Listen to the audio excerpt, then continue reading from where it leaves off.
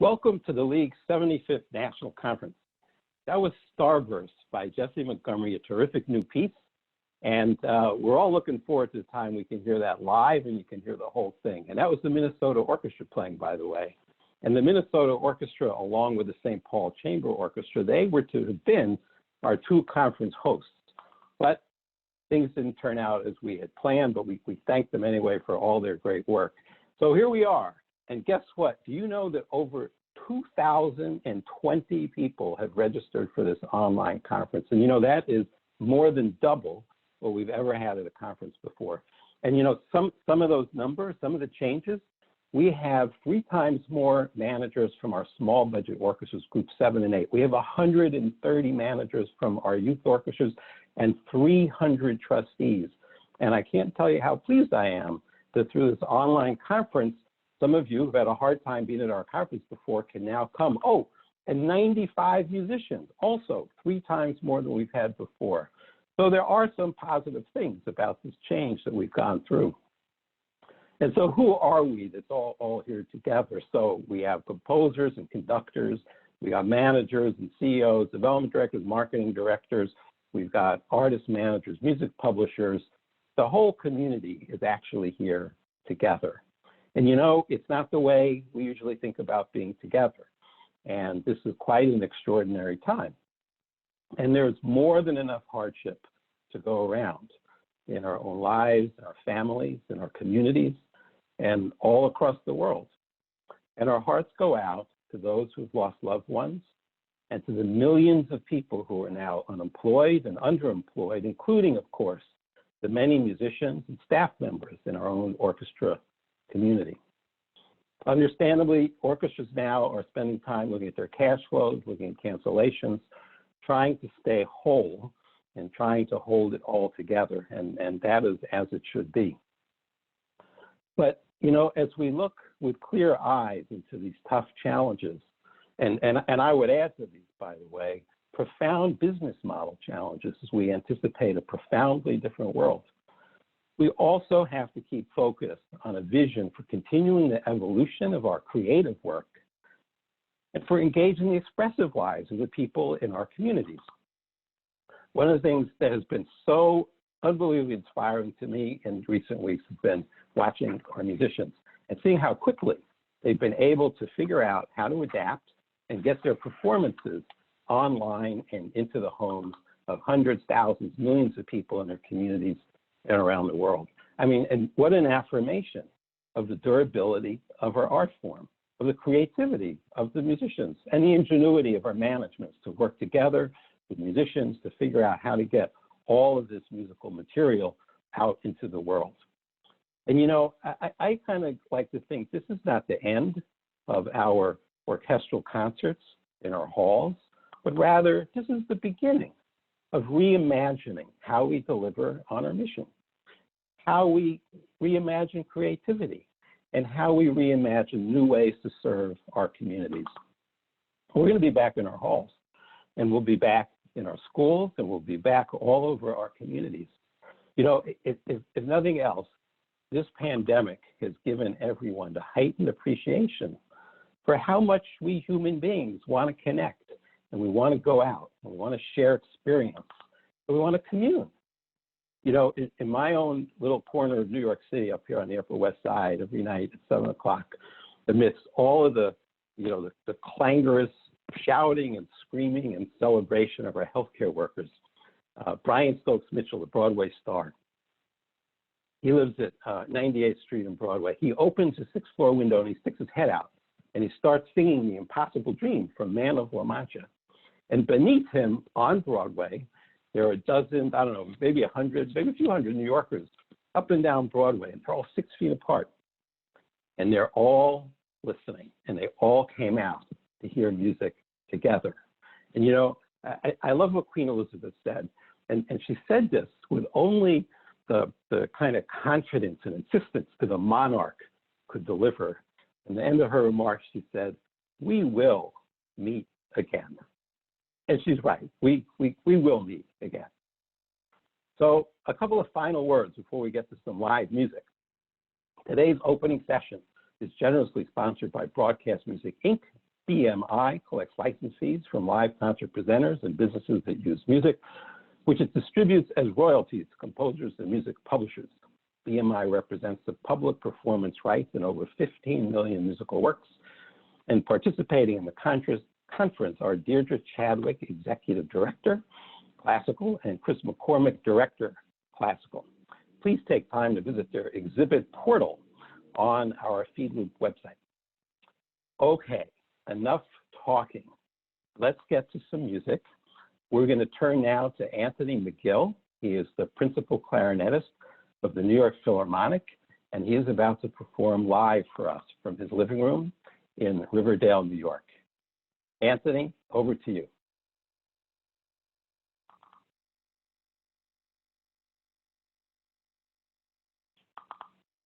Anthony, that was your cue. Yes, I was still muted, so I didn't want to start talking and you not be able to hear me. So, hi everybody. Okay. Yeah, thanks so much for having me. I'm going to perform for you in my living room here. I can't give up a good excuse to put on a blazer. It's a little hot, but I welcome all of you here for this little concert and talk. I'm going to play Homage a Bach by Bela Kovac, and I hope you enjoy it.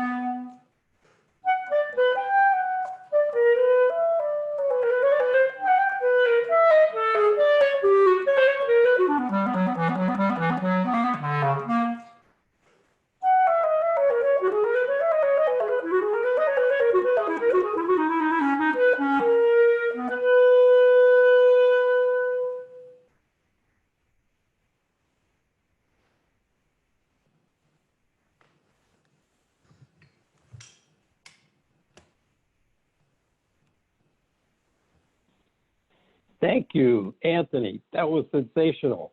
We could listen to you all day, but we have to do some other stuff. But don't anyone go away, because Anthony's going to come back and he's going to play some more.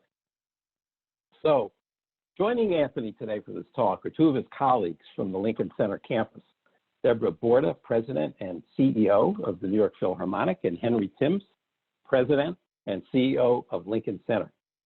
And our trio will bring three distinct perspectives on how we face into this extraordinary moment. Henry is a world-renowned thought leader and public intellectual, and also, by the way, the founder of Giving Tuesday, which, in case you haven't noticed, this actually is Giving Tuesday. And we're gonna have some more to say about that a little bit later. And Deborah is among the most accomplished and distinguished arts leaders around the world in our arts and culture sector. And Anthony, what can I say? The most sublime artist we could imagine. So glad you're all with us this afternoon. So I've asked each one of them to reflect on their own individual experience and perspective, and to share what it is that guides them. It gives them encouragement and where they see opportunities we embrace these new realities. After we've heard from each of them, I'm going to pose some follow-up questions, and then we'll turn to you to take a few of your questions. And the way you send in your questions, by the way, you have a little button at the bottom of your screen called Q&A. And if you click on that, that's where you can send in a question. And when we finish this discussion, as I said, don't go away, because Anthony's going to be playing some more. Okay, so Henry just happens to have written a book that came out last year. It's a bestseller and is unbelievably prescient in framing how the world is working today. And we should all read it. It's called New Power. But in the meantime, here is Henry to tell us a little bit about his book and also how it's informing his work today. Henry, over to you. Thank you, Jesse, and thank you everyone for joining today. And thank you most of all for the invitation to be with you today. Obviously, we are disconnected as a community, but moments like this can bring us all together. And all of us at Lincoln Center, of course, are thinking about all of you out where you are across the country, and just how important it is that all of us as organizations sustain and come through this period. I want to thank Anthony for that beautiful performance, although I feel slightly blazer shamed in the sense that he's worn his blazer and mine has not been out of the closet for a while now. So other than that, it was a terrific performance. And I was kind of, Jesse, you kind of invite me to kind of kick off today and to give you a kind of a whistle-stop overview of some of the thinking I've done outside the day job. So many of you on the call will have millennials in your lives, or indeed will be millennials, and you will know well the phrase side hustle.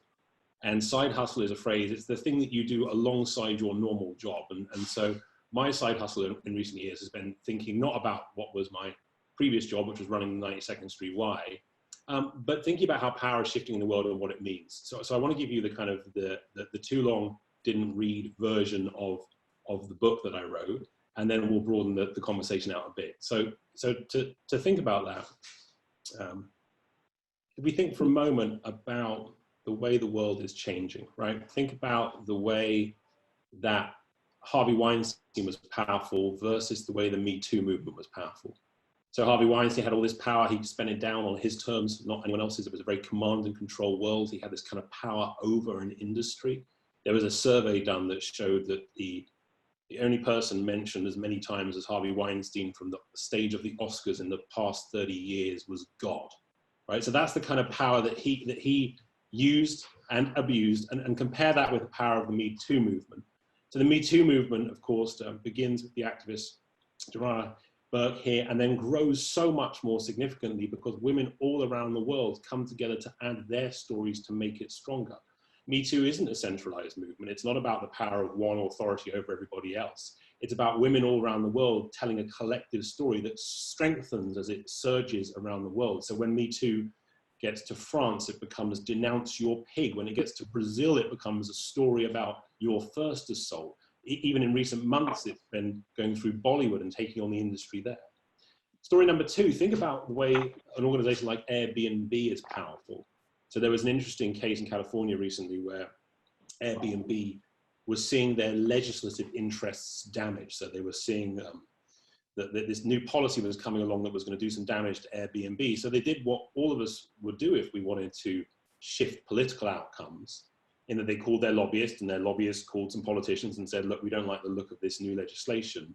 But they did something else too. They mobilized 230,000 of their guests and hosts to knock on doors on behalf of the company. They got their consumers essentially to fight their legislative battles for them. Interesting question for all of us running organizations. How many doors could we get knocked on for us? Story number 3, the most sobering story that I researched, was the story of this girl. Her name is Aqsa Mahmood. She was a teenager in Scotland, in Glasgow, and she went to good schools. She loved Harry Potter. She was part of a nice family. But in the evenings, she was being radicalized online. And she became what's known as a bedroom radical. And one day, she just disappeared. This was a girl whose friends described her as somebody who couldn't find her way to the center of town on the bus on her own. But she disappeared one day, and 3 days passed, and the phone rang in her mother's kitchen, and she picked up the phone, and it was her daughter calling her from the border heading into Syria. So this girl who couldn't find her way to the center of Glasgow on a bus had found her way to Syria, and she had joined the Islamic State. But her story then didn't end. She became one of the most effective recruiters that the Islamic State had ever had. And if you actually looked at the way she was communicating, much of her social media has been scrubbed from the internet now, but the files that remain, her blog was not one of terror or violence or beheading. Her blog looked like a teenage girl's blog. It was very inviting, it was very engaging, it built community, it had tips on the kind of moisturizer that you ought to use if you too want to make jihad. And she became one of the most effective ISIS recruiters. She built this network of women and girls around the world who she then in turn recruited to make the same trip she had done to Iraq and to Syria.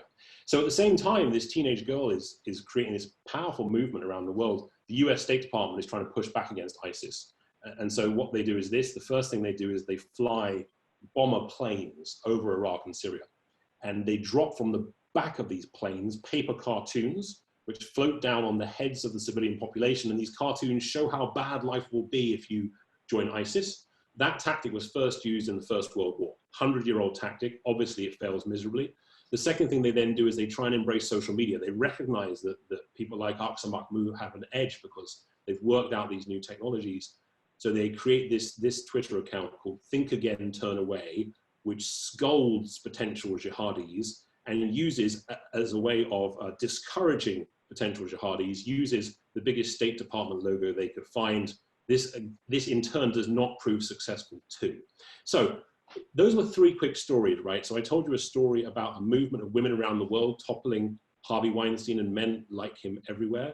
I told you a story of a company who manages to deploy their consumer base to fight their legislative interests. And I told you the story of a teenager, a girl who from her bedroom managed to out-communicate the power of the US government. And all these 3 stories speak to the kind of central idea of my work with my colleague Jeremy Hymans, which is to say this, that the way we think about how the world is shifting is too often a conversation about technology, right? Too often we get stuck on this idea that we need to keep doing the things we've already done, but make sure we finally work out how Twitter works or how TikTok works or how Snapchat works. But the argument that we made is not that technology is changing, although of course it is, but the broader shift is how power is moving, right? So how it is people are powerful in the world. And what we're seeing emerge is a new way of being powerful. And we think about this as old power and new power. So the old power world, the world of command and control, power is held by few. It tends to be downloaded. It tends to be very leader driven, very closed up. Think of the world of Harvey Weinstein. Think of the way that many of our institutions worked in the 20th century. Small number of people had a whole bunch of power and they spent it down on their terms. What we're seeing push against that is the rise of this new power. This power where power is made by many. It's about what you upload, not what you download. It's about what you share. It's about being peer-driven and being open. It's the difference between power as a currency in the old power world. Power as a currency, I've got it, you haven't. And power as a current, something that is flowing and surging and moving. You can't ever quite own it, but if you can direct that current, you can shift the world in the direction of the outcomes you are seeking. And let me give you an example of this, which speaks to the moment. We're talking a lot about vaccines right now, but think about why it is that when a year ago, the WHO outlined the 10 biggest global threats from a health perspective, One of them was a pandemic. Another one was vaccine hesitancy. The idea that people were actually hesitant of vaccines, and the reason for that, one of the driving reasons for that, is the anti-vax movement has been so successful. Why has the anti-vax movement been so successful? It's not because they've got peer-reviewed papers, they've got all the evidence in the world, and they've got the best scientists telling everybody that they know the truth. It's because they've created this amazing new power network. The power of the anti-vaxxers is because it's a community of people who are connecting, uploading, sharing. It's open. You don't have to be qualified to do it. In fact, it helps if you aren't. And what's been proven in things like the anti-vaxxers is that those organizations who can work out how to deploy this new power can end up getting outcomes which are very good for them, but often very bad for the world. Because new power in itself is not necessarily a positive thing. It can do amazing things. The Me Too movement is a perfect example. But those same power dynamics can also shift us in the direction of things like anti-vaccines. Here's another way of thinking about the same dynamic. You know this game? Everyone knows this game, right? So this is how we wasted our lives at the end of the 20th century. This is Tetris. The most popular game, the most popular video game of the 20th century was Tetris. And if you want to think of Tetris as a kind of metaphor for the old power world, right? It was the most popular game of the century. The way it worked was how the old power world works, right? Someone else dropped down these blocks, someone else set the rules. Our only job as the players was to make things fit into neat lines again and again and again, until eventually we collapsed under the weight of the game, right? The game beat us. That's how you lost at Tetris. It was truly a top-down game which reflected the spirit of its age.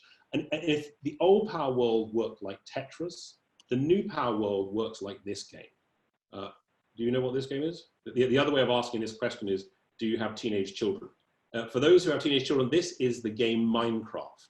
And Minecraft, believe it or not, is the most popular game of the 21st century. What's so interesting here is the dynamics of the game are the same. They're both block-based games, but the way the game is played reflects how the world is changing. So what you're seeing here in Tetris is someone else has set the rules and my only job is to make things fit into lines. What you're seeing here in Minecraft, which is a new power game, is a Lincoln Center that has been built by lovers of Lincoln Center, not by us. Right? This is a Lincoln Center. You can see here David Geffen Hall. This is a David Geffen Hall, which has been constructed by people not on our payroll, not in our marketing department, people not even in New York. People around the world come together to create and co-create, build things on their own terms. And the big shift in my mind for us as institutions is this shift from a world where the world used to work like Tetris, right? We could drop down our ideas. People's job was to consume them on our terms. And what's changing is this world is opening up, where our job is to get people to engage in our mission on their terms, right? The old world worked like this. It was our mission on our terms. We set the rules, people engaged as we told them. The interesting challenge now is how do we get people to engage in our worlds on their terms? And just to double click on this, what we then started to say is, okay, well, look, if you buy this argument that we can separate the world into old power and new power, and you can say there are two different models at work here, there's also two different mindsets. And I try to lay these out here, which is on one set, the old power mindset, and on the other side, the new power mindset. So in the old power world, we cared most about things like managerialism, like confidentiality, like expertise, like long-term affiliation. Think about the way churches worked, think about the way houses of worship worked, think about the way the performing arts typically works. It was based on a set of old power values. And what's challenging that is the rise of these new power values. So what's challenging that is a world which actually expects things to act differently. But we're seeing a world where people expect to put their own mark on things, not wait to be told what to do. We're seeing this demand for transparency. We're seeing this enthusiasm for collaboration and open sourced work. And two, we're seeing this much more short-term, this much more conditional affiliation, right? People who surge up for a moment and then disappear. And I want to underline something really important here, which is my argument to you today is not old power is bad, new power is good, right? In fact, any organization, in my mind, needs to work out how they can have an old power strategy and a new power strategy and deploy both when they see fit. And I'll give you an example from my own life. I had my appendix out 18 months ago. Just as the book came out, so did my appendix. And the last thing in the world you would ever want would be a new power appendectomy. The idea that you would invite a group of kind of hipsters from Williamsburg to crowdsource some drill bits from Reddit and take out your appendix would be a disaster. What you need is a qualified medical professional with years of training. So this is not a question of old power is bad and new power is good. But I would argue that for all organizations, the thing we all need to work out now is what is our new power strategy?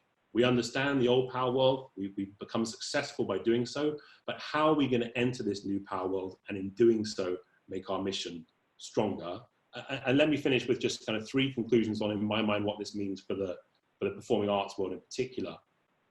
The first is this: I think one of the real challenges of our time is that that new power has kind of shifted the way in which we think about our work, and favorability, which is something we all cared about a lot, is often being traded off for intensity. Now, what do I mean by that? What I mean by that is if you think about the way we thought about selling products or about political campaigns, we often thought about favorability.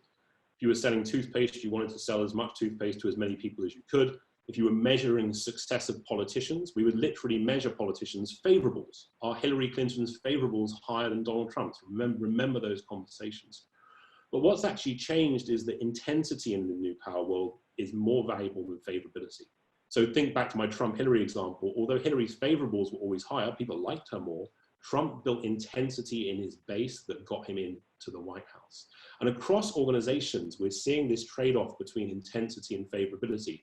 Think about Nike and the Kaepernick commercial, right? They made this decision, not let's keep everyone as happy as we can, but how do we drive more intensity about what we're doing and why we really matter? Conclusion 2, and it's a relevant one today on Giving Tuesday, is that one thing I think in the new power world we have to get our heads around is that our missions are often more important than our brands.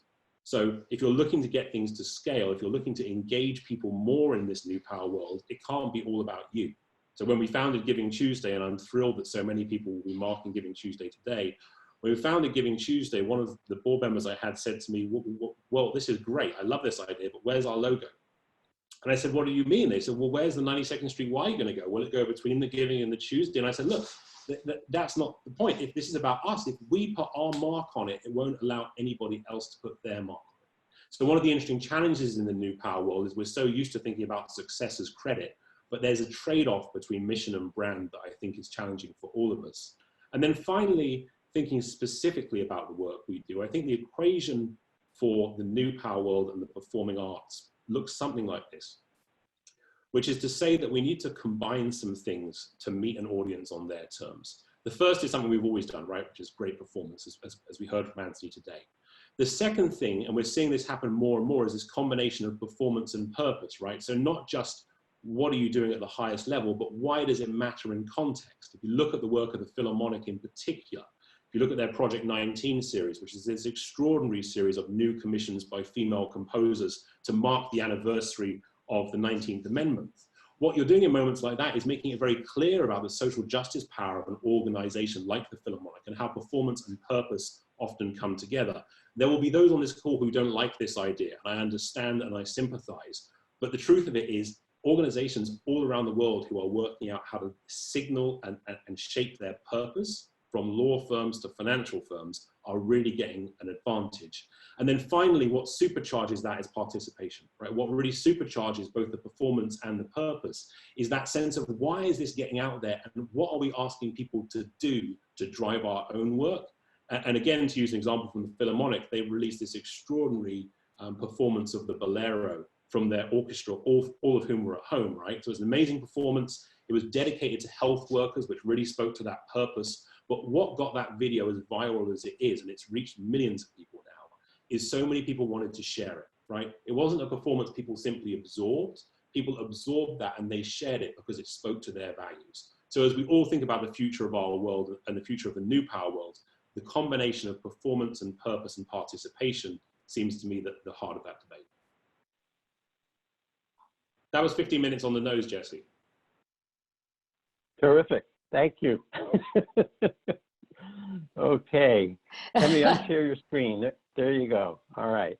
So, hey, Henry, I know you have to leave us right at 2 o'clock. You've got a hard stop. And so I'm going to throw just one follow-up question at you to make sure we get one in before you have to go. And forgive me for putting you on the spot, but I want to have your side hustle meet your day job. And you've given us a great framework. But I'm curious, tell us a little bit about how in your work at Lincoln Center, are you able to put some of these principles into action? Yeah, I think that's the key question for us, right? Which is to think about, like, as we think about Lincoln Center, which is such a, in a way, a perfect example of an organization who kind of built its strength on old power. How do we think about that in a meaningful way? One of the really interesting things we're challenged to do now is to pull ourselves into the new power world. So I'll give you a live example. Every summer, we did this amazing program where we brought arts educators to New York, right? So people from all around the country, I imagine some of the people on this call have engaged with this program. They would come and we would have like a 2-week conference of the very best practice and educators coming together to learn from experts about the shifts in arts education and what they mean and how they can work, right? Very proud of the program, terrifically valuable. So you have, a number of hundreds of people. We were having a conversation in January this year that the challenge I set the team then was to say this, just to frame the challenge. I want you to think about this. Would you rather have 200, 300 people come to Lincoln Center for 2 weeks in the summer, or have a network of 10,000 people who never meet in person, but engage throughout the year? Right? I gave people that as a thought experiment, not because we really do have to choose one or the other, but because it forces us to think about how do we think about the impact we're trying to have. Do we really think that 200 people for 2 weeks is more valuable than 10,000 people for a year tied together digitally but never meeting in person? When we frame that question, we weren't thinking about the coronavirus, right? But of course, what the coronavirus has brought into relief is we don't have the option of, or the luxury of deciding which we prefer for a while. Right now, if we want to do that work, we have to do the new power model, not the old power model. So if you think about, as a live example, as we do that this summer, the challenge the team has this summer is not simply how do we get 200 people to come to campus in some way which replicates the old model, but how do we now launch a community of arts educators around the world that replicates the original mission, but completely reimagines the model. And the biggest challenge with that, and look, my job isn't to pretend our life is perfect, because it is a long way from perfect. The biggest challenge for all that is that the people who are able to reimagine the model, it's very hard for people, right? Especially people who have made their careers on one model. You're suddenly saying, look, you've had this model that's worked brilliantly your whole career. That model is no longer functional for a while, right? Certainly for a brief period of time, for however long this lasts. Therefore, you've got to think completely differently about how you engage. That shift is a really hard one for organizations, and we're struggling with that now. Great. Thank you so much, Henry. We're going to turn over to Anthony now. And, when I called Anthony a few weeks ago and I asked him if he considered joining us for this conversation, he said, I just finished reading Henry's book, and it's amazing. It's the book for this moment. I'm so glad you asked me. And Anthony, I want to ask you a question, though, that I didn't tell you I was going to ask you, but I'm just dying to know. No, we'll get into your thoughts about Henry's ideas. What is your life like now? You no longer get to play in front of like real people. What's going on? Yeah, so when I made that joke about the blazer, I was really serious. I mean, being at home right away without performing and without having this outlet. Basically, I've been professional in orchestras for 20 years, half my life, and not to have that experience I went through a real shock, physically, emotionally, mentally, and it took a while to come out of that, to be honest with you. And now I'm actually at a really great place because I've had to, like everyone else here, has had to figure out how to deal with everything. I'm talking about just your daily life. Like, what do you do? How do you do it? And how much of it do you do? And so my first goal was to actually figure out how to be happy, frankly, like how to feel better. And that was the most important thing, because without that part, the physical, the playing, all of the stuff that goes into being a performing musician, it's really actually very hard to do. So that was the first thing, is that I had to get my spirit right, I suppose, and so right now I'm much better.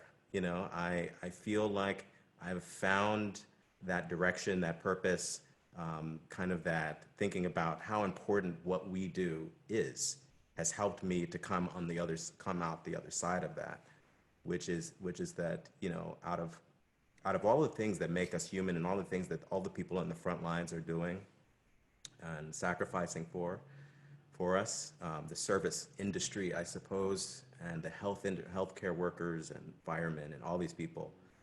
You know, I feel like I went into music as a kid because I thought my personal mission as a young child, loving music, was to actually spread the beauty of music, was to actually help people and help try to heal people. And because it healed me, and I feel like music changed my life, and it gave me gifts and saved my life because of my parents' you know, insistence on a music education, a full education.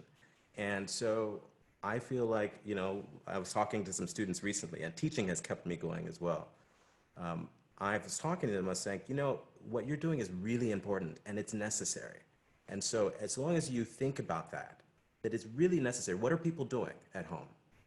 They're either dancing in their living rooms, reading books, staring at walls, or they're listening to music to try to lift them up, you know, out of this. Because we can't go anywhere and entertain ourselves in that way. So I think, you know, that's the thing I think I am dealing with, like actually remembering that this is all necessary. You know, what we're doing is very important. Thank you for that. That's a wonderful and surprising kind of insight. It makes me wonder, though, I mean, as a performing artist, we think of the electricity that occurs between the performer and the audience, and there's, you know, instant feedback. And you don't have that now. I mean, just like when you played 15 minutes ago. How do you manage the absence of audience reaction?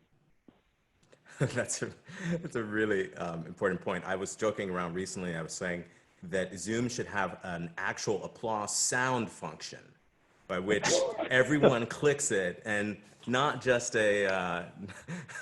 not just the thing that comes up on your screen, thumbs up, but an actual sound button. That would be great. Yeah, so that's the weirdest part. That's the hardest part. But what's great is actually the feeling of the adrenaline that I get from actually doing this here. You're used to doing it on a stage with thousands of people or hundreds of people or a few people. And that energy is amazing. But you realize that some of that energy is self-produced. Some of the excitement as a performer is actually from inside out. So the energy that you receive from an audience is one thing that feeds you, that feeds us, that we need. But we're also, as performers, giving out as much, hopefully, energy as the audience is receiving. And so that's what I feel in this very strange setup that we have here with the computer sitting in my living room, is that there's a lot of energy coming from here.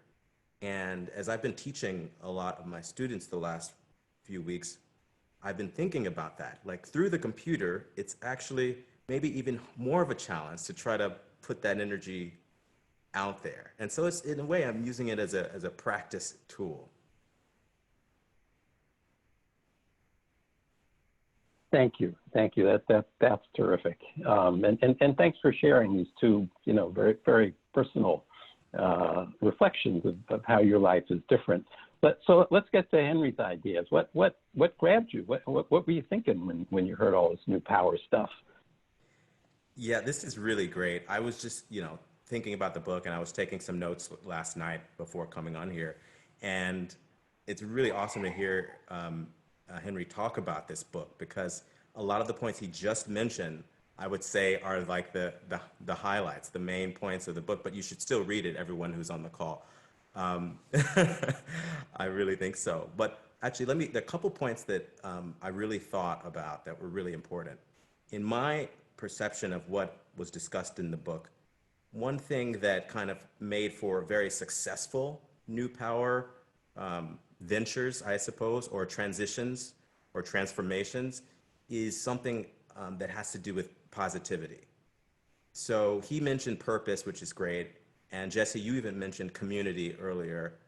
And I would say something resembling compassion and positivity would be thrown in there for, and desire for like what makes like some transition successful. He didn't mention this just now, but I'm thinking of what the Lego company did in their kind of transitioning out of what they thought was something to something else. And one of those things that was really interesting and fascinating to me was the ability to tap into the super fan. And when Henry was talking about now that the difference between the Minecraft creation and the Tetris thing, that's something that I think in classical music we have a lot of. And it would be one way to go about trying to make this transition into this new future, is that our audiences we have so many super fans in classical music. Part of the issues that we're thinking about, declining audiences a lot and declining subscriptions and all these real problems. But have we really tapped into actually finding those super fans that love us, will listen to us from all over the world, that will build, Minecraft creations about us and really will show up for us, maybe digitally? And how intense are they? I mean, so many of our audience members and our listeners and our lovers of just classical music in general are homebound. They haven't been able, for health reasons, for all kinds of reasons, for traffic problems, not wanting to come into New York. And a lot of my friends are real super fans of what we do, but because of various circumstances, have a hard time getting to us. So I think this is an opportunity, in a way, for us to figure out how we can use this pause as a platform to go forward. And that's one of the different things. I don't have the answers at all, but how can we use this to actually bring our compassion to, like, what do we do as musicians and as artists? We try to heal, perhaps, if by sharing our music and sharing our music online. And I think that's what you see a lot of the orchestra musicians around the country doing, is that we're actually trying to reach out and trying to not reach down, like do outreach, but actually trying to heal, because we need that healing as well as our audiences. So Henry had mentioned the Bolero video, and not just that it was a kind of a monumental technical feat of getting the orchestra to play together like that, but also that it got shared, and it went viral and it got circulated. And we haven't been fast as a field to get ourselves online and get orchestral music distributed this way. Where do we go? Does this present an opportunity for us? Is this finally the moment? Well, I think yes. I mean, I think the moment is whenever it happens, and we've tried. But I think what Henry talks about is very, very important, because you can try and you can fail. I mean, it's been done before. A lot of us have been on Twitter for many, many years, and we haven't gone viral and we haven't done the thing. But I think one of the things that we could talk about that is actually just straight out of the book is something that he calls ACE. It's one of the new power tools: actionable, connected, and extensible. And this kind of concept that you all both mentioned about purpose, about community, about purpose and desire, is that we have to be true. So when we put out a video like the orchestra musicians did, and we're going through a really tough time, orchestra musicians in this country are going through a very tough time. When we put out a video like that, what does it mean? And I was having a conversation with a friend of mine, and he said, why is it that every time I look at one of these videos, I start tearing up? I don't know. He's not the only one, and it can be, big orchestras doing it. It can be college students doing it, all of these people. And I think this new way of connection, if we're doing it in the right way that is real, that is the most important thing. Because what Henry and Jeremy discuss in the book is that the new power community of online community, they are very good at calling BS on a concept, or calling like if something is just not genuine, and calling you out on it if it, and that's why a lot of campaigns don't work. So if it comes from the heart and it comes from a place of compassion from all of us in the orchestra field, I think that's a really important aspect of what we're trying to do, and how you connect the community in this new way. And that's how it becomes extensible. It's like, okay, orchestras are about the power of healing through music, for instance. Or the New York Phil, for instance, we have hashtag, New York Phil plays on. In the face of struggle and challenge and all this stuff, we play on. These are genuine efforts to connect with people in our world. Thanks so much, Anthony. We're going to turn now to Deborah. And Deborah, you are no stranger to adversity, although I think this is probably your first global pandemic. But we'd be interested to hear, how you have prevailed through some pretty tough circumstances. What have been some of the things that have guided you in navigating issues of this magnitude? Well, it's a great question, whether it's yes, this is my first global pandemic. I've been managing a long time, but this is a first. But how do we manage? How do we work with other people? How do we provide leadership? And actually, in a moment like this, and you've heard Henry and Anthony speak about it very effectively, how do we actually deploy this as a positive to make a difference? Because in the end, again, what we are here to do is to make a difference. And also, if anything positive, and I think actually a lot of positive things, although there's a lot of adversity that will come out for the music world, is I hope this allows us to emerge with a greater sense of purpose. As Anthony said, a belief in the art form at the very core, because if we invest in that and we believe in it, I think we'll be guided to the right kinds of decisions.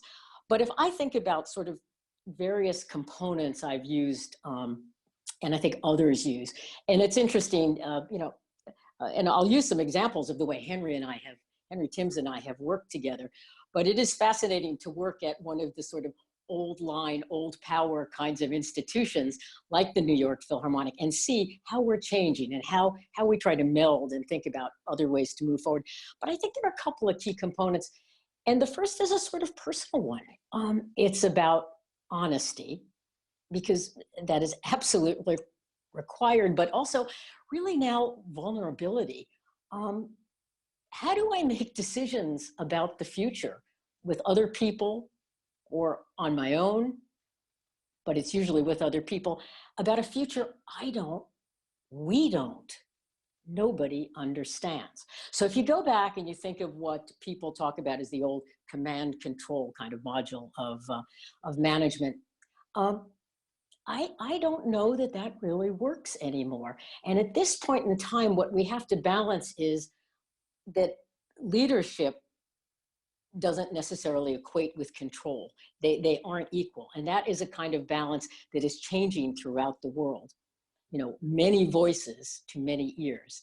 So I think right now, but not only right now, I think it's actually a critically important tool. I mean, honesty is always number one, but transparency that allows us to show vulnerability.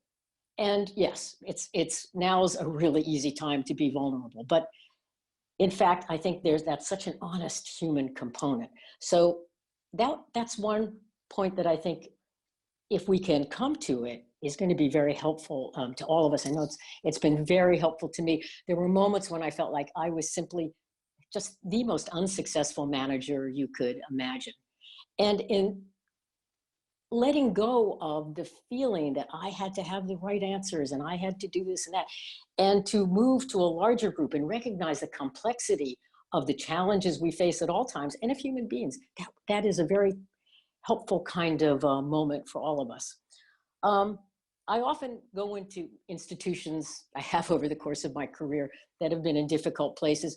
And I think resilience is another area to think about, because resilience allows us to carry on. And in old power, new power, we might say not to be defeated, but defeated is such a sort of macho kind of term. I'd rather say, how can we effectively carry on? And resilience, I think, also has another component to it, and that is it demands a kind of emotional, I would say almost sophistication, and the awareness to be able to evaluate very negative news and very positive news, and then come to a decision about what's the right direction to move in. And as Henry said, using this as an opportunity to find really creative solutions. It's good if you can do that anyway, but this is a time it's even more important. New ways, new relationships. So for example, Henry Timms and I, it's not so new now, but we've been working together, for over a year. But together, we came to realize that the old plan, and this is a very specific New York story, for how David Geffen Hall would be reimagined, wasn't going to work. And together, just thinking really very much outside of the box, we've moved to a new way of looking at it that people hadn't thought of before, which had to do with actually executing in components so music could keep on being performed during that time. It's a moment to make new relationships, as Anthony said, to find those super fans, to build teams in a different way. Our team, and I bet other people have had this as well at their organizations, the work by the New York Philharmonic staff has never been more dynamic and more focused. And something so personally I had to learn, I was very much not a believer in working remotely. No, people should come into work. They should be there how many hours a day.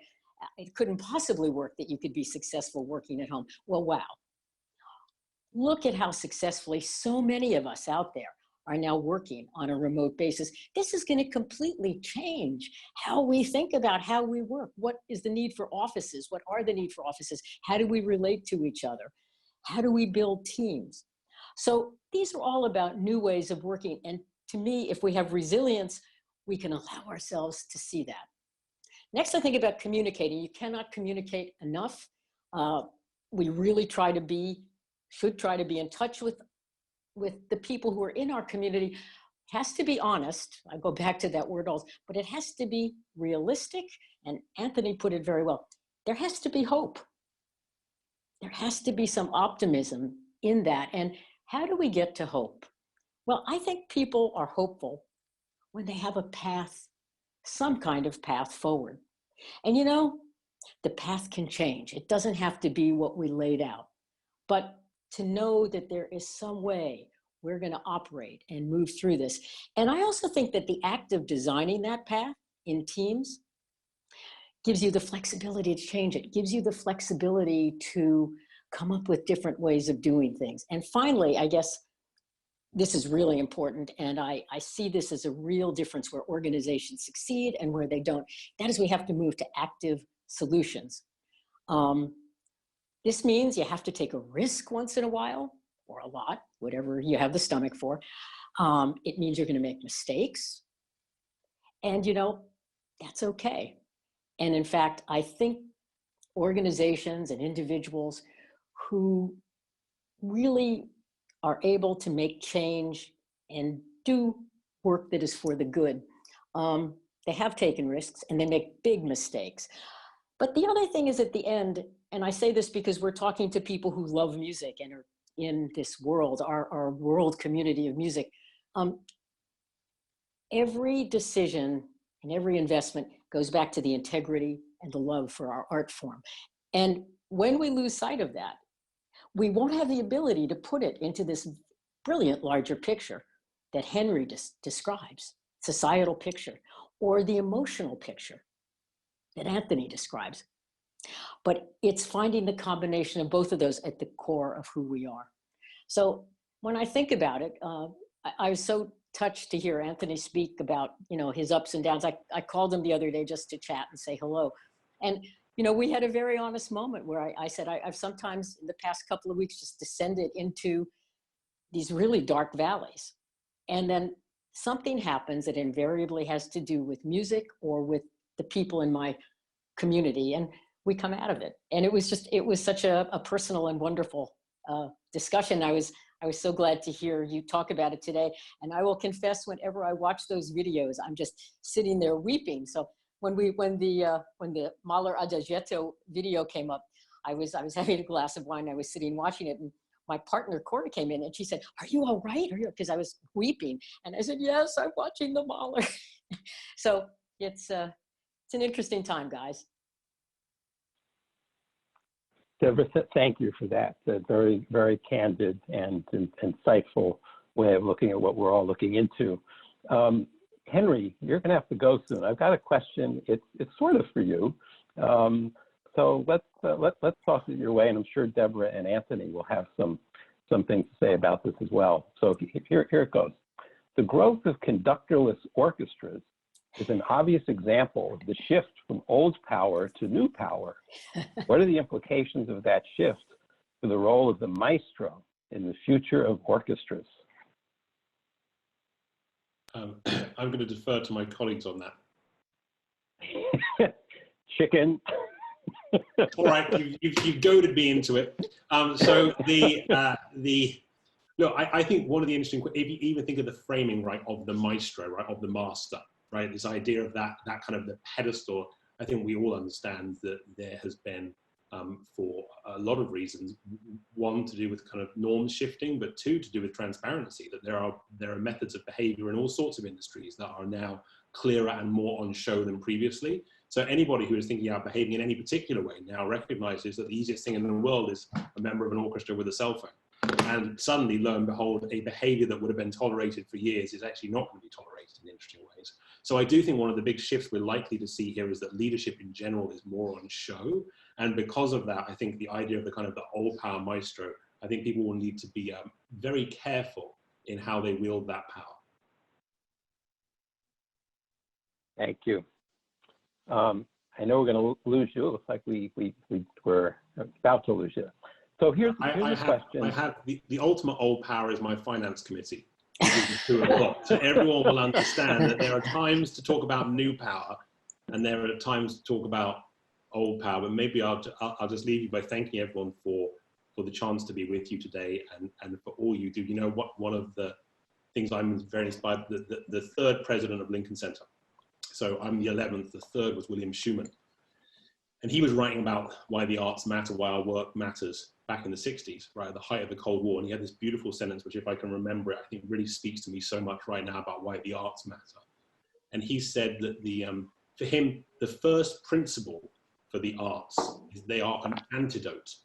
They are an antidote to the push button emptiness of a mechanized age. They are our armor against disillusionment and against the self-destructive nature of man. And if you want to think about one way of describing why what all of us does matters so much, those words speak to me decades after they were first said. Thank you for the opportunity to be with you. Wish me luck. Thanks so much, Henry. Wonderful to have you with us. Take care. Okay, so we have a board member at the League who told me a phrase that's quite graphic. It's called, let's put the dead cat on the table. And this is when you want to talk about something that's really tough and really hard. So here's a question. Is COVID-19 a death knell for large orchestras? Revenue will be down for a long time. No, not. I think there's going to be a very difficult couple of years that we're looking at. And there will be, of course, emotional and economic suffering from musicians and staff and from our audiences. But in the end, what this might provide us is an opportunity. We knew there were issues anyway, and we were moving to deal with them, and we've been a little bit slow. We know they're there. Will this propel us? Can this propel us to move into really being able to take hold of that and work on it? And as wonderful and as moving as all of the digital product is that we're pushing out right now, and it's unbelievable. But that day, you know, I keep this in my mind's eye, that day when the New York Philharmonic comes back to the stage and we have an audience in the house, and the day will come, and that will be a moment of magic, and that won't just happen in New York, that's going to happen around the country. So and people, I think, will come back in an even stronger way, but our challenge and our duty during this time is to think of what are the changes we need to effect to really be true to the art form and to move it forward, to make it, you know, a truly 21st century kind of institution. So I'm going to remain optimistic, and I'm going to hope that I'm there for that first concert. Thanks, Deborah. Anthony, do you want to take a pass at this? Sure. I think that those of us that know and love music know that we love it with such a passion and such a we can't help ourselves, right? That if there are anybody, if there's anybody left in the world that still loves music as much as we do, there's no way that this can end anything having to do with live concerts, because of that energy I talked about. I mean, it's going to be surprising enough to be in a room with an audience, and let alone with players this close to me on stage. And that kind of energy and that kind of value is something that is just priceless. And I think that it's gonna come back. We're all gonna come back. And we have to keep saying that. Governor Cuomo said something that I thought Anthony was really terrific at his press conference the other day. He said, "Shutting down was easy. Reopening will be an art form." And who's better at art forms than us? That's a good one. Right.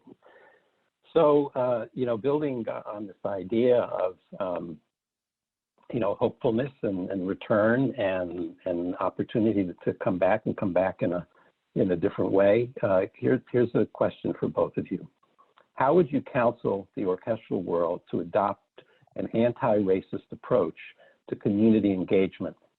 This crisis seems to be a good time to interrogate the power structures and systems within our industry which marginalize and commodify people of color across our constituent bases.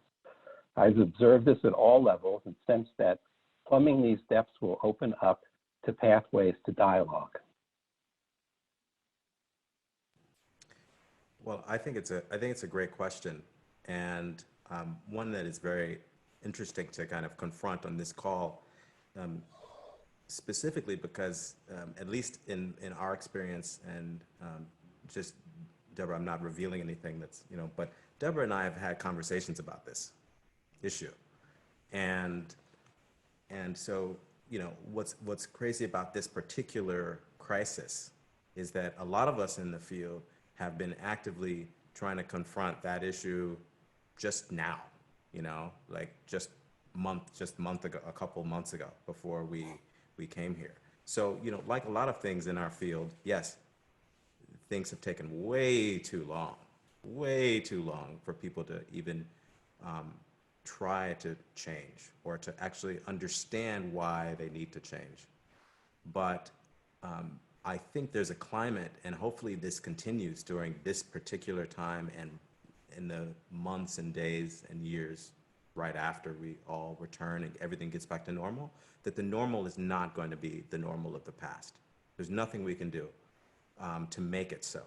So yes, I think it's a great opportunity to actually bring all of those things that we're faced with as a community to the forefront, because through this obstacle, I think we can actually become greater than we were, and stronger, and more beautiful, and more diverse, and all of these things.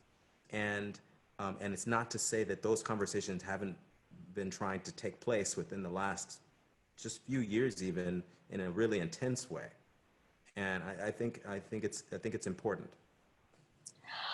I think one of the critical points, and Anthony makes it for all of us, is that in this moment of global crisis and our own industry's crisis, that these issues, DEI and the larger issues that are all surround that, don't slip to the bottom of the agenda of what we're doing, because we're so worried right now about how we're going to pay people, how will we ever get back on the stage. So it's going to have to be a mindfulness and an attentiveness to it, and then this is an opportunity. But I think what we always need to consider is, and it was very unpopular 15 or 20 years ago, but I think increasingly, Anthony's so right that we strive to think of, although we're absolutely an art form, that we strive increasingly to think about what is the intersection between the moral imperative and the artistic imperative, because there's a very healthy, good place.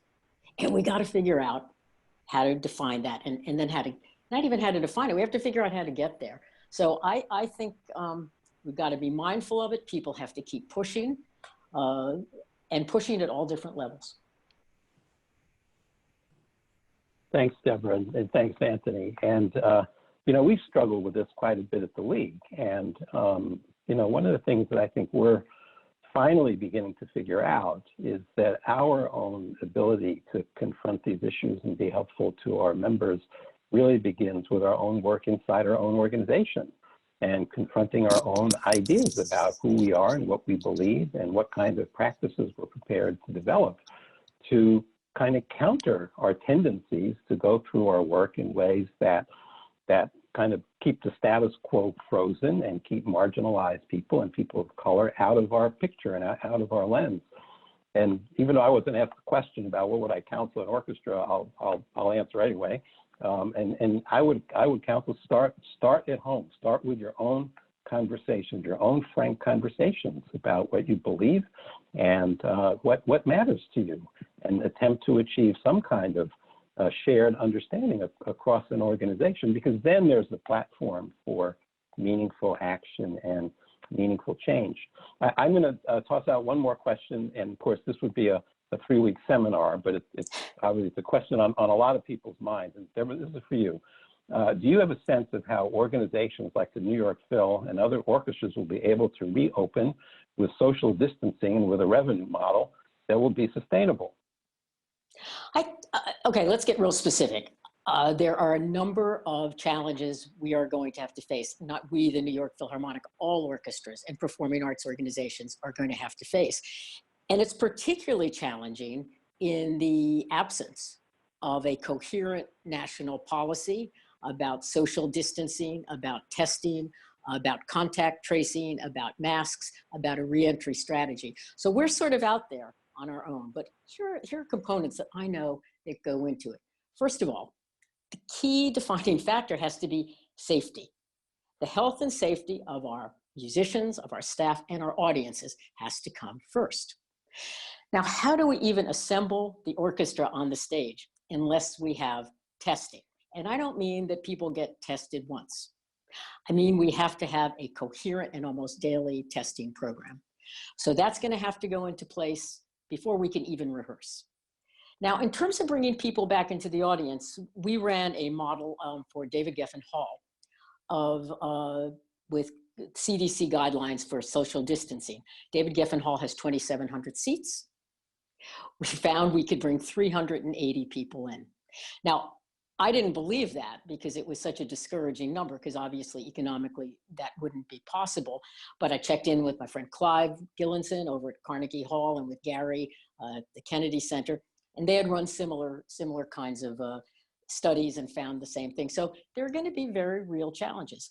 What happens to our patrons when they come in? Egress and leaving the building, coming into the building. Will we have paper programs, paper tickets? So these are all challenges we have to work through. We can work through them. The easy answer is we will be back when there's a vaccine. But I have to think that we are creative enough and we will come up with other ways to work through every one of those issues and you know, bring music back on a live basis, because I really think people are hungry for it. How we will sustain the economic challenges, every community will do it differently. I mean, here in New York, we're at the center of the pandemic. In other places, I think the challenge won't be as great. But I think those are the kinds of steps we're going to need to move through. That's not, I'm giving you a real honest answer to this now. I'm not saying, well, we'll be back and it's all going to be great. We will be back. As you know, the New York Philharmonic and other orchestras survived the Civil War, 2 world wars, the 1918 flu pandemic, Spanish flu pandemic. We know we'll find a way back. And you know, one of the things I think about is something Gustavo Dudamel taught me. And it's so true. And what he said was this: music is a fundamental human right. So to me, that means it's like clean water, air, health. We'll get back to it. And, you know, I wish I could be the guru who could sit here and tell people how it's going to happen. I know it will happen. I know we'll be a part of making it happen. But the pathway has obstacles at this moment that we'll have to figure out solutions to. Thank you, Deborah. And thank you, Anthony. And again, thank you to Henry. We're going to wrap up this conversation. And, you know, I hope you've all heard in the voices of our three guests the tremendous will and hopefulness and spirit and creativity. And they are indeed extraordinary people, but I know each of you have in your own communities musicians who, like Anthony, have much to give, and not just what comes through their instrument, but in their own intellectual capacity and their passion and their heart. And leaders like Deborah and like Henry, who have, you know, been around the block a few times and know how some things go, but also are prepared to admit when they don't know and derive enormous strength and courage from the ability to be vulnerable in an incredibly challenging time. So Deborah and Anthony, again, thank you so much. And you're welcome to stay on. We have a few more things we're going to take care of, including Anthony. So you can't go away because you're going to play some more. I'm So, staying if Deborah, Anthony's playing. I'm staying. Yeah, don't worry. I'm don't definitely go. staying. Don't go. But I will Okay. mute myself, So, being a good okay. manager. All right. So here's a few more things we want to tell you about. Those of you who've been to our conferences before know that we have something we call the Giving Day. And that is a day when we ask our members and friends to show their support with a donation to the League. Well, some of you may have done the math and figured out that between now and June 12th is, I think, somewhere around 42 days. So guess what? You can give on all of them if you like. And we don't really expect you to. But as they say, you can give early and you can give frequently. And we won't mind. And seriously, though, we do appreciate your support and the many messages we've received from you about your gratitude for the work that the League's been doing and the resources we've been providing have really meant a lot to our staff. And keep them coming. And if you're also able to show your love with a donation, all the better. And every gift matters at no matter the amount. And our goal this year is to have 750 donors. And as I realize that we have 2,020 people registered for this conference, I think we aim too low. Make us get over that mark. Make us get over, at least over 1,000, my goodness. So again, any contribution at all will be helpful. We've tried very hard to make the resources that we're providing for you available at no charge or very little charge, and it's a cost to the League. And if you are appreciating what service you're getting from us, please let us know with a gift. And the way you can do that is by visiting AmericanOrchestras.org/StrongerTogether. Or you can go on this very website that you're on now, you can go to the virtual exhibit hall, and there you'll find a room. It's called Stronger Together League Giving Days 2020. So thanks very much. Now, a few more things about the conference. We're going to continue to spend time confronting a lot of these immediate near-term challenges, the hard choices precipitated by concert cancellations and cash flow issues and revenue declines and all that kind of stuff. And we'll be looking at scenario planning, fiscal management, public policy, continuing to try to untangle the federal relief packages, fundraising. And then again, in the many peer group meetings, you'll have a chance to be together with your colleagues and share information about how each of you are solving for these problems. And this part of our conference is going to be a lot like what we've been doing in the past month, where we have launched a series of webinars, surveys, legal consultations, mentorships, and many peer group calls. And I would just want to take a moment now to express my appreciation to the League staff. This wasn't our plan for the spring of 2020. We had some other things in mind, and we simply shifted gears and sprung into action. And I've just never been more proud of how deftly the staff rallied to invent and create the information and tools that we knew would be helpful to you. So I know if you could all be applauding, that's what you'd be doing. We're all going to imagine that you're all clapping for our staff, and thank you. And from me, Jesse, to you staff members, thank you. I couldn't be happier and more delighted with everything you've been doing. In the conference, though, we also want to be in what I would call the opportunity zone, and that is the place where we reimagine our work in what is sure to be a permanently changed world. And in these generative conversations, we're going to look at the future and consider new possibilities, like how will education and community engagement work evolve online, and how can performance truly adapt to the values of online media. This is also going to be a time to double down, not fall back on the work we've begun in creating equitable workplaces and cultures that support inclusive practices.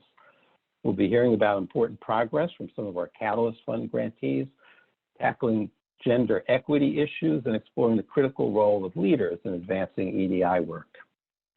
As the saying goes, we're building this plane while we're flying it, so keep checking back for updated information on new sessions. And just to remind everyone, the pattern of this conference online is every Tuesday, Wednesday, and Thursday at 1 o'clock, now through June 12th, and maybe a few Mondays and Fridays too. That's when we're going to get together. And these are going to be our elective sessions and 2 big plenary sessions, and where we hope everyone will come. And in the afternoons at 3 o'clock, that's when we're going to be scheduling our peer group meetings. And many of those have already been scheduled. More are coming to you soon. Those are for trustees, marketing directors, development directors, CEOs, education directors, so on and so forth. Now, each Monday, you should look for an email. It's called This Week at Conference, and that's going to give you all the details. And you can also look at the sessions list on the left side of your screen to see new content as it gets posted. And if you need to reach us during a session, use the Contact Us button that is on the lower left corner of your screen. Also, we'd like your feedback. So after this, in each session, we'd appreciate your clicking on the Event App button on the left once we're done, and find the session on the schedule. Click on that session and you'll find a feedback button. We also encourage you to use the Event App schedule to mark sessions that you plan to attend. This technology platform that we're on is new. We're learning our way, and we thank you for your patience and hope to have as few glitches as possible, but thank you in advance. Now, before turning the Zoom cameras over to Anthony, just some closing thank yous to our sponsors. Again, I want to thank BMI for their sponsorship of the session. We also want to acknowledge our additional sponsors of this online conference, and that includes Acoustics, Aspen Leadership Group, Bennett Direct, Boomerang Carnet, CIB, Fisher Dax, HGA Architects, Instant Encore, Opus 3 Artists, Partners in Performance, Robert Swaney Consulting, and Tolasky, Threshold Acoustics, and TRG Arts. And you can actually visit them in the exhibitor portal located on the left side of your screen. So thank you for joining us today. We hope we'll see you back here tomorrow at 1 o'clock. And Anthony, I'm sending this back to you to close this out. Anthony, take it away. Thanks, Jesse and everybody. To finish, I'll be performing Bela Kovac's Homage, Manuel de Falla. So as a nice closing thought, I'm playing at Lincoln Center. Not really.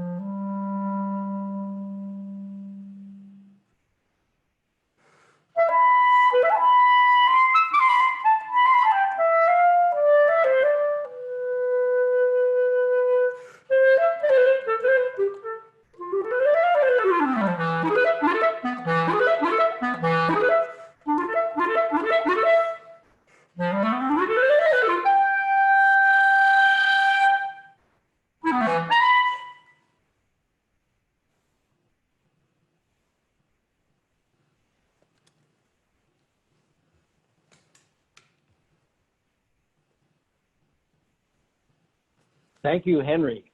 And thank you all for joining us. I think this meeting is coming to a close. See you tomorrow. Bye, everybody. Bye. Thanks. Bye-bye.